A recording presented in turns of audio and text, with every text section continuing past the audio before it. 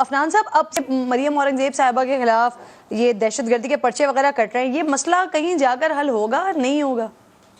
دیکھیں یہ انفارچونیٹ ہے، یہ سلسلہ جو ہے یہ شروع ہو گیا تھا جب سے یہ عمران خان صاحب کا ظہور ہوا ہے پاکستان کی سیاست میں کہ جو ہے وہ پولیٹیکلی موٹیویٹڈ معاملات ہوں، مطلب سیاست جو ہے وہ سب نمبر 1 ہے، اس کے علاوہ باقی ساری چیزیں نمبر 2 3 ہیں، اور اس کے لیے پھر انہوں نے اس طرح کے پہلے بھی کام کیے ہیں. آپ کو پتہ ہے کہ جاوید لطیف صاحب کے اوپر جو ہے وہ شاید خاقان عباسی صاحب پہ، احسن اقبال صاحب پہ، میاں نواز شریف صاحب پہ، شہباز صاحب پہ، تو یہ سب کے اوپر کیسز جو ہے مریم نواز صاحبہ کے اوپر بھی، اور سب پہ کیسز انہوں نے پہلے بھی اس طرح کے بنائے تھے، جھوٹے بھینس چوری کے مقدمے بنائے ہوئے، ان میں بہت سارے بھگت بھی رہے ہیں، یہ بھی ابھی چل رہا ہے. لیکن یہ سلسلہ جو ہے یہ رکنا چاہیے، کیونکہ اس سے ہوتا ہی ہے کہ عوام جو ہے وہ اس میں سیاستدان بدنام ہوتے ہیں، اور یہ جو ہے یہ مٹ سلنگنگ کمپٹیشن کا فائدے پھر جو ہے وہ غیر جمہوری قوتیں اٹھا لیتی ہیں، اور یہی جو ہے وہ پہلے بھی ہوتا ہے. اب خان صاحب کے حوالے سے جو احسن اقبال صاحب وہ سلیمانی ٹوپی کی بات کر رہے ہیں، تو وہ حصار میں چلے جائیں گے یا اس بار حکومت کو امید ہے کہ کچھ نہ کچھ ہو جائے گا؟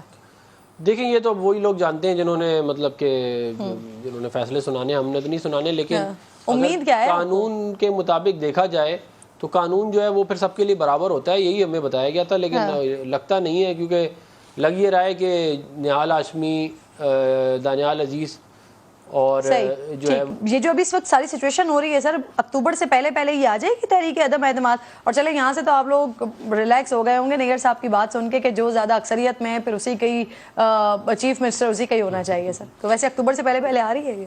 دیکھیں جو ہے وہ نمبر گیم کے اوپر کام چل رہا ہے، اور وہ ایسے ہی لگ رہا ہے کہ وہ ہمارے فیور میں جاتا ہے. آپ کا فیوریٹ کون ہے میاں صاحب کا ویسے وزیر اعلیٰ کے لیے؟ بہت سارے لوگوں کے نام پہ غور چل رہا ہے، اور وہ جب وقت آئے گا تبھی وہ بات سامنے آئے گی. لسٹ ہی دے دیں کوئی 3-4. نہیں وہ اس طرح میں نہیں دے سکتا، کافی سارے پھر وہ نہ بنے تو مسئلہ ہوگا، لیکن کافی سارے لوگوں کے نام کے اوپر غور چل رہا ہے، اور وہ میاں نواز شریف صاحب فائنل کریں گے. اچھا ایک جو اس میں امپورٹنٹ ہے، ایشو بھی ہے، پرابلم بھی ہے، وہ یہ ہے کہ جو لوگ منحرف ہو رہے ہیں، جو آپ کی طرف آ رہے ہیں، ان کے لیے آپ کے پاس کیا آفر ہے؟ کیونکہ آئی تھنک سو ایک تو وہ سیٹ سے بھی ہاتھ دھوئیں گے، پھر اس کے بعد اگلے الیکشنز پہ شاید مسٹر بیگ انہوں نے ٹکٹ بھی نہیں دے، کیونکہ ابھی پچھلے 17-18 سیٹس کا آپ لوگوں کا ایک اچھا ایکسپیرینس نہیں ہے، تو ان کو کیا آفر کر رہے ہیں آپ لوگ؟ نہیں وہ جو سپریم کورٹ کا جو ورڈکٹ ہے 63A کے اوپر، وہ جیسے کہ جو ہے وہ جو میرے پیپل پارٹی کے بھائی ہیں نیر بخاری صاحب، انہوں نے بھی فرمایا کہ وہ آئین کو انہوں نے ری رائٹ کیا ہے، اور میں بھی یہ سمجھتا ہوں کہ اس کو ری وزٹ کرنا چاہیے سپریم کورٹ کو. اس طرح آئین کو اگر ری رائٹ کریں گے تو مسائل پیدا ہوں گے. بٹ سر آپ لوگوں نے ابھی تو وہی وہ ڈیسیجن کو دیکھتے ہوئے کچھ نہ کچھ تو آفر کیا ہوگا نا. میں یہ کہہ رہا ہوں، لیکن اس ڈیسیجن کے ہوتے ہوئے ظاہر ہے ووٹ کاؤنٹ ہوگا نہیں، کیونکہ اگر you cross the floor then the vote will not be counted. لیکن اس کے علاوہ بھی ہے نا طریقے حکومت تبدیل کرنے کے. خالی وہ ہماری 179 ووٹ ہیں، ہمیں 186 ووٹ چاہیے.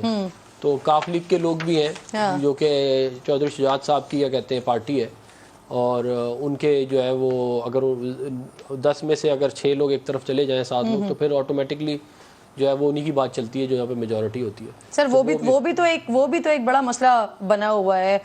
چودھری شجاعت صاحب کو وزیر اعلیٰ صاحب نے فارغ کر دیا کہ وہ پارٹی کے صدر نہیں ہیں. جو پارٹی کے اندر جو 10 لوگ موجود ہیں وہ کہتے ہیں کہ وہ پرویز الہی صاحب کے کہنے پر ووٹ دیں گے، تو وہ بھی تو ایک اپنا ہی مسئلہ بنا ہوا ہے. یہ تبدیل ہو رہا ہے، یہ تبدیل ہو رہا ہے. تو پرویز الہی صاحب / مونس الہی وہ دونوں الگ کھڑے ہوئے ہیں، باقی لوگ الگ کھڑے ہوئے ہیں. ہاں جی، وہ ظاہر ہے پارٹی تو جو صدر ہے پارٹی کے وہ تو چودھری شجاعت صاحب ہے نا.